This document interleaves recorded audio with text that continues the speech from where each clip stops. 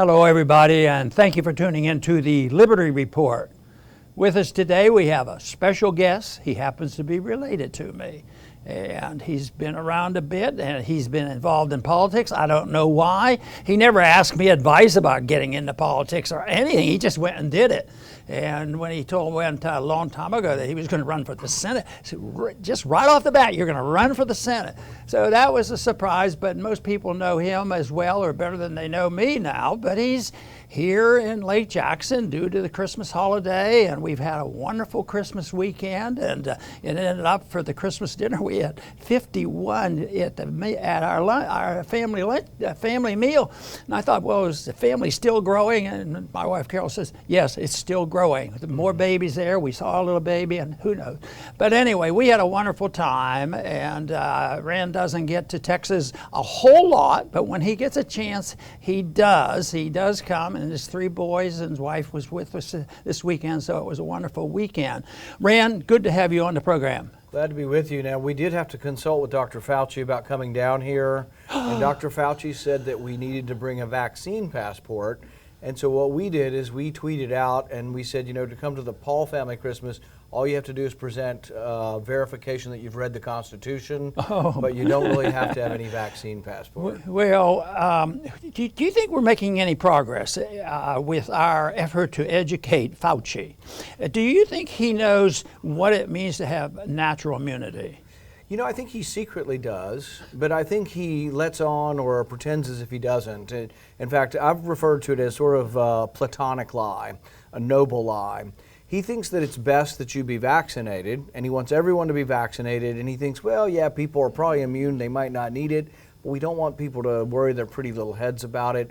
We'd rather just have everybody do the same thing because it's easier. Uniformity and submission is easier if everybody does the same thing. But if he were sitting here, yes. He's not a complete idiot. I mean, he actually understands this, but he's not a truthful or an honest person.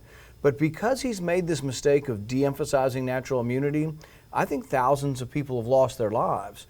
Let's take India, for example. They've taken his advice, and they have 1 billion people. Well, they have a couple 100 million vaccines. So they don't have enough vaccines for everyone. So who should you prioritize the vaccines for?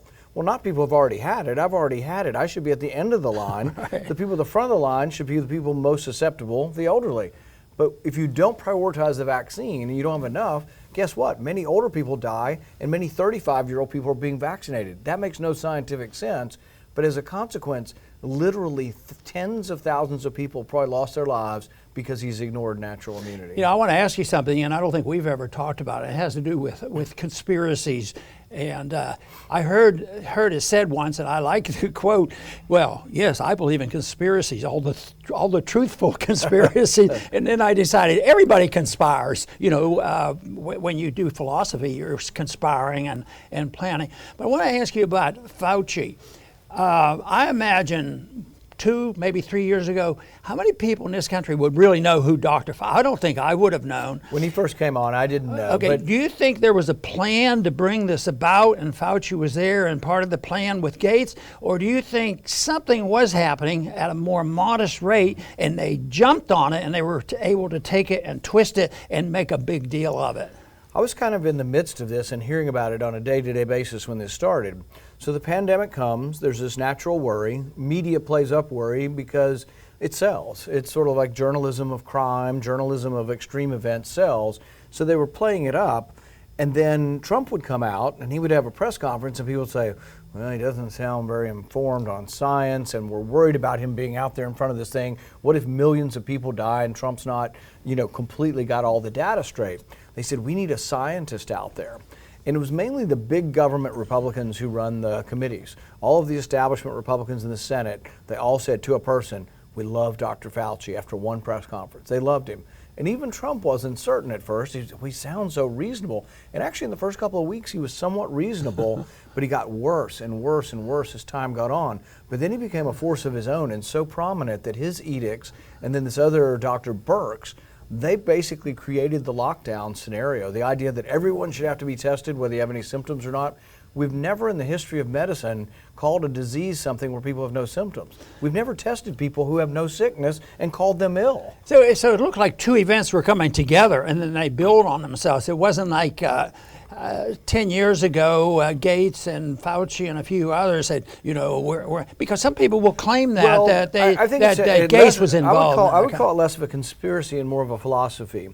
I think Fauci is of the philosophy that vaccines are incredibly successful and are the way to go versus therapeutics, for example.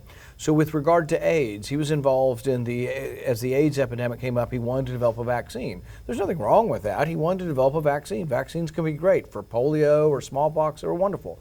It didn't actually work for AIDS. We still don't have an AIDS vaccine. But some people say that it hindered the therapeutic, and right now we treat AIDS pretty well. You can prevent people from having AIDS. People are HIV positive, they're on like 5 or 10 different drugs. But the therapeutic angle ended up being the best, but he was biased towards a vaccine. And it's the same way now.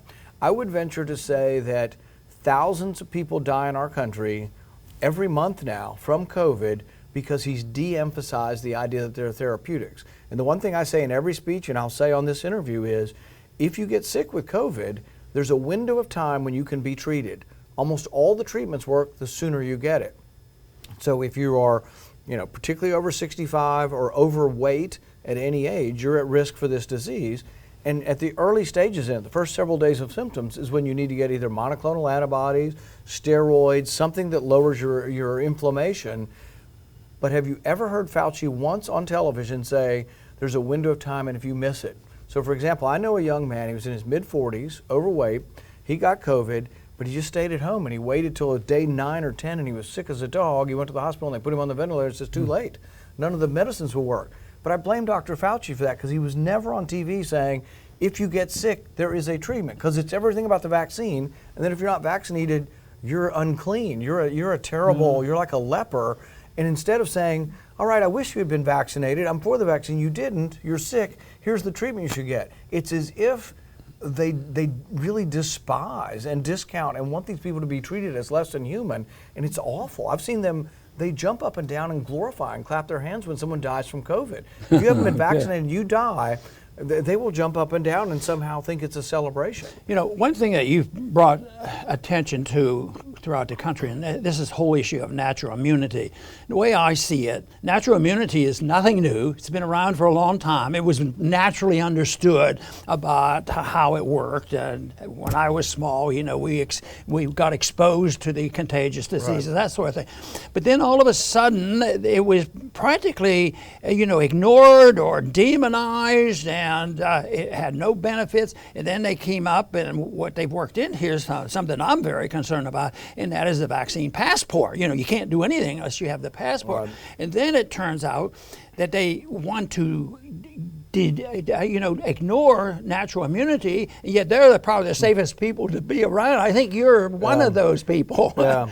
The irony is that the immunology, the immune response you get from a vaccine is based on what we understood, that people got a disease naturally, they developed an immune response. So when you take a vaccine, you're trying to simulate what the body does naturally. Now the left says, oh, you want people to get COVID.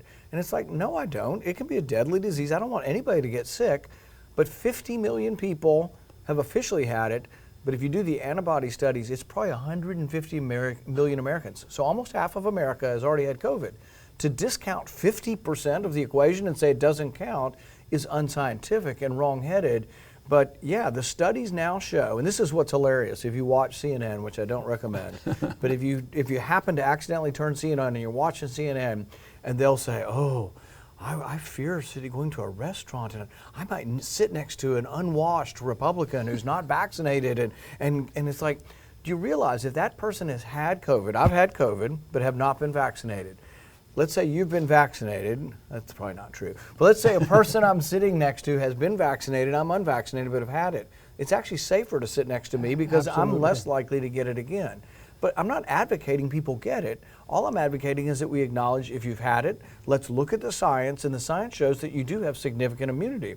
And I've also said, look, I might get vaccinated some days. Just right now, I've already been vaccinated by nature. Okay, I want to ask you about where we are on this understanding of natural immunity. There was a scientific understanding which was reasonable in the past. And then at the beginning of this epidemic, they deliberately have demonized this whole concept because you need vaccines. You don't need anything natural. You don't need treatment like you're advocating and get your own immunity.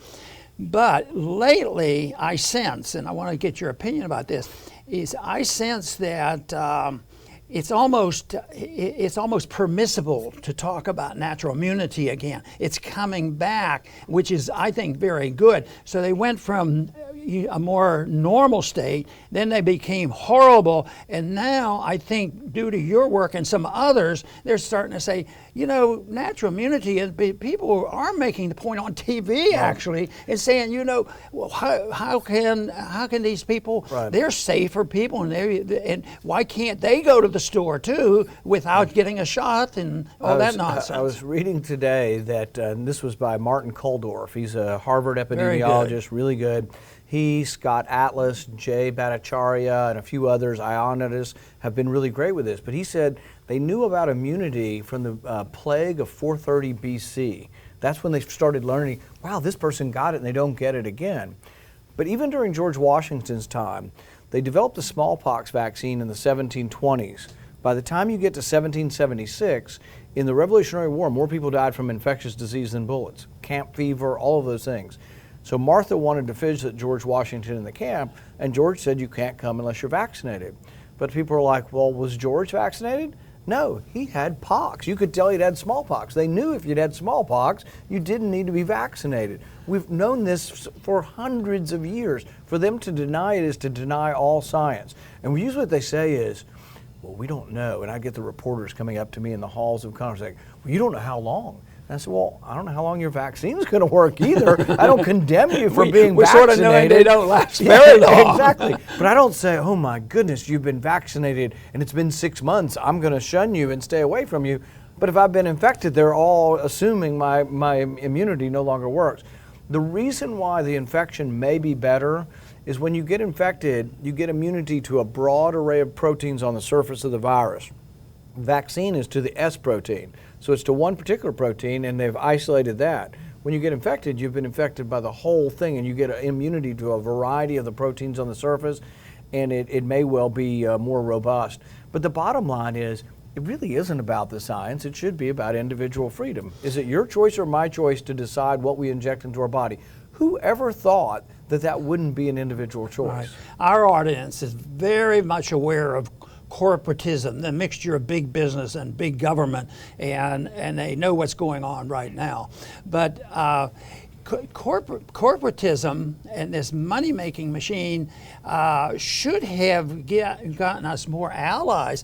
Like right now, we're disappointed because all of a sudden, I've over the years worked with the ACLU and other liberal, progressive organizations, and then. But they're not with us anymore. Right. Have you noticed that with some of the members? Because we work with senators, and I'm not going to name them, but they were pretty open-minded to at least talking to libertarians. But all of a sudden, it seems like they've lost their way. Yeah, the left in some ways are bigger advocates of big pharma than anybody. You know, it's not the Republican corporate types; it's actually the left that has. But when you look at sort of this. Even when you look directly at government officials like Fauci, he works for the government, so he's not really corporate cronyism, and yet he kind of is. So he makes the highest salary of all government, over $400,000 a year, but he's very intertwined with the industry, with the vaccine industry. We don't get to see his reports because he didn't have to fill out a report. So I have to fill out a financial report and you get an outline of where my investments are. He doesn't fill that out. It'd be kind of nice to know that. But the thing is there really truly was a conspiracy. There's billions of dollars of investment money. Fauci runs it. Every university and every professor across the country and the world is dependent on him for funding. So the money that was going to Wuhan was going to a guy named Peter Daszak. Well, it was over $100 million, so you can't say money wasn't involved. $100 million is controlled by this guy, Peter Daszak. And I should have read this more carefully. But when he wrote that initial letter saying that it absolutely came from nature and couldn't come from the lab, he said anybody that says it's coming from a lab is a conspiracy theory. And this is where conspiracy theory now has just become an accusation from the left. If I don't like your argument, I'll just say it's a conspiracy theory. Why? Because I say it is. But that's what they said, is that it was the idea that this could have come from a lab was conspiracy theory. But the interesting thing is, at that point in time, after 2 months, 99% of the people trusted Fauci and thought that they were telling the truth. We have whittled away at it, steadfastly gone after him day after day, and so have other people. Now there's a large group of us, but I would say that we actually asked the question in our state. We polled the question, who do you trust, me or Dr. Fauci? And we beat him 48-40.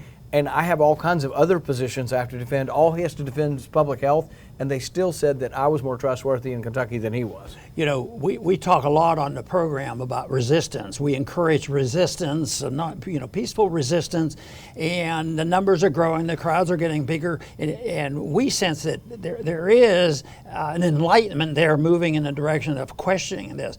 But what do you notice in the Senate? Have you noticed any shift? Because sometimes I've been, I complain about the liberal progressives not doing a good job, but I would say that from my viewpoint, that some of the conservatives could do better. They're sort of quiet on that. Do you think there's a shift in attitude? Have you seen anybody come up and they're much friendlier to talk to you about this now than they were a year ago? I would say this, I've always been pro-vaccine as a doctor, but pro-freedom. It's your choice for your children also. So this didn't just start with COVID. This started with the mandates in school, which I've opposed the mandates in school, and I think parents should make these decisions. So I've been associated with a movement. Some of them are against vaccines, some of them are for vaccine freedom, but I meet these people. They come to my office, I've talked to them for years. We have a lot in common because I'm for freedom. Even though we might not always have the same agreement on exactly whether to take a vaccine or not, we all agree it should be voluntary. That group would only have maybe 1 or 2 of us that would talk to them.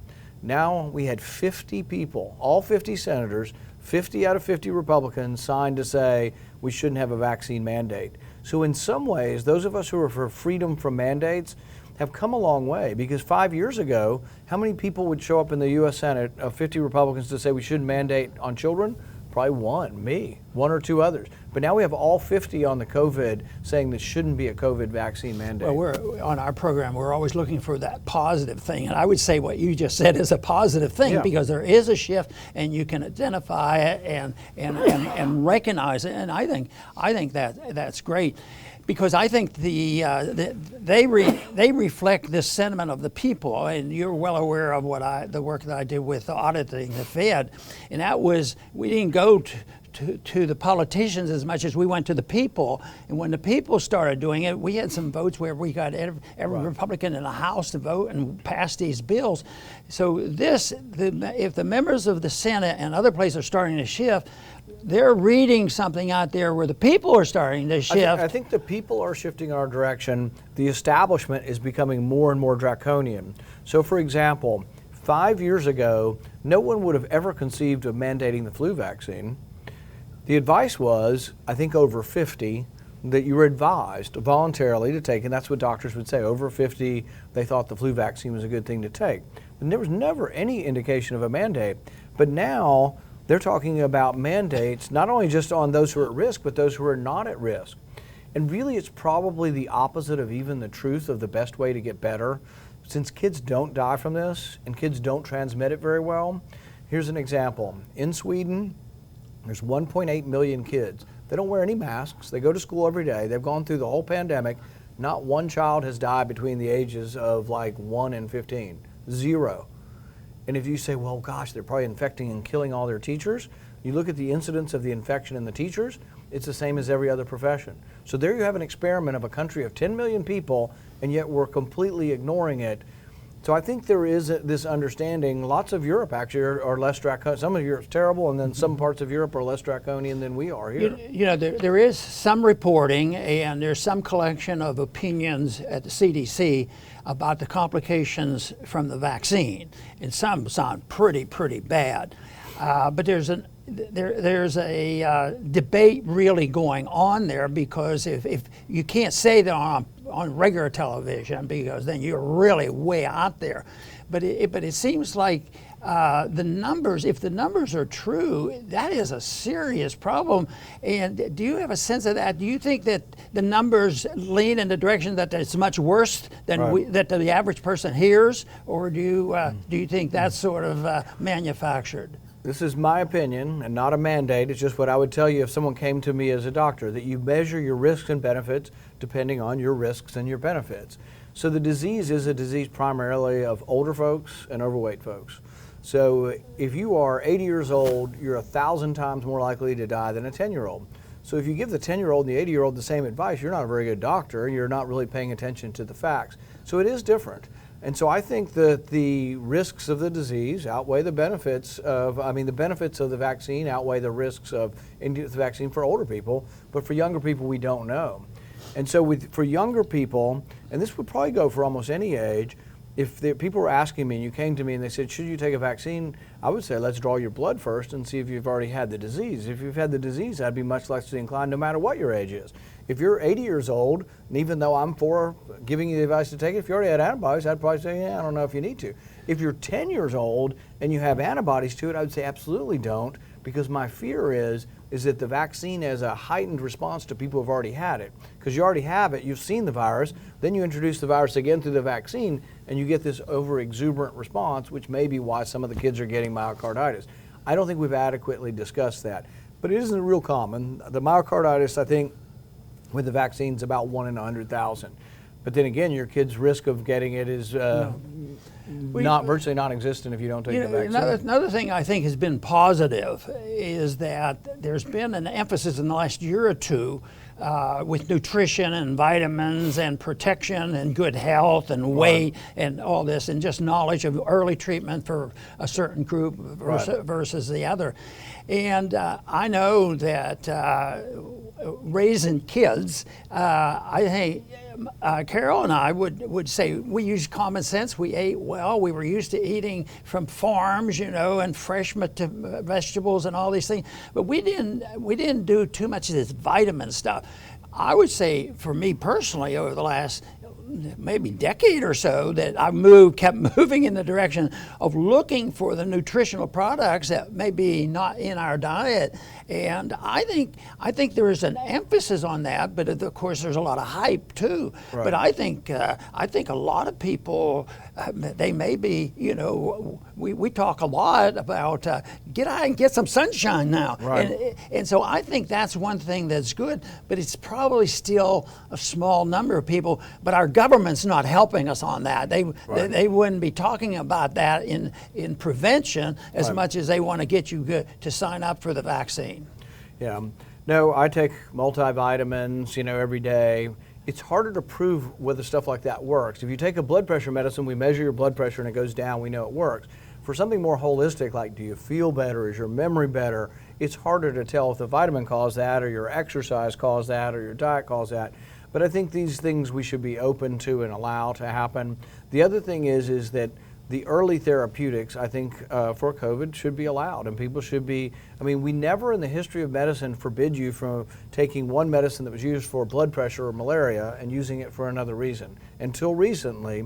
But it's gotten so bad that I have doctors every day come up to me in my own community and say, well, I spoke out against vaccine mandates and they're threatening my license, they're threatening my credentials, they're threatening me at the hospital, and my partners are telling me, is it worth it? Just be quiet. Yeah. There really is this sort of pressure and censorship against it.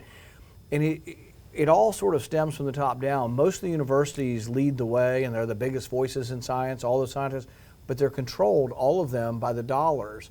And the dollars are controlled by Fauci, and they're petrified of having their money yanked. Yeah, that's it. And it's intimidation. It's terroristic, Boy, when you think you're going to lose your job, and I hear so many stories like that. Right. People who have lost their job and lost their license, kicked out of hospitals, and all that. Right. But those stories, when we have to tell those stories on our program here, what Daniel and I will do is say, I always try to finish by saying, well, that's good news. We just woke up another 10,000 people to some good common sense, because this doesn't make any sense. Right. And so I think that it's gradual, and I still want to remain optimistic, believing that truth will win out. But I tell you what, it's scary at times, you know what, because I really fear, what I fear is this inclination to know everything about everybody all the time, and with the technology available now, and now with this technique of not being able to do anything unless you've obeyed some silly rule, which contradicts a lot of the medicine that we learn. You know, there are people pushing back. I was a big fan of Scott Atlas. I recommended him to be hired by President Trump, and that was one time President Trump did listen to me. And he's now forming a think tank on health freedom and scientific inquiry. And Jay Bhattacharya from Stanford and this Martin Kulldorff, who was from Harvard, right. They're all come together, and it's going to be endowed through Hillsdale College. And it's a new sort of freedom of scientific thought. And I think we are able to push back on some of this. And like I say, it went from Fauci being untouchable, Teflon, nobody could touch him, to now at least half the country or more thinks he's not always being honest, and he's self-interested or conflicted in his interest. Same with natural immunity. I think we have pushed back enough, and the internet is working to a certain extent to disseminate information to question authority. We're going to wind this down a little bit, but I have some other questions. How big of an issue will Fauci be in next year's election? I think huge, and one of the things I've told people is if I win in 2022, I'll be chairman of a committee in the Senate. We will use the subpoena power to bring forward all the records.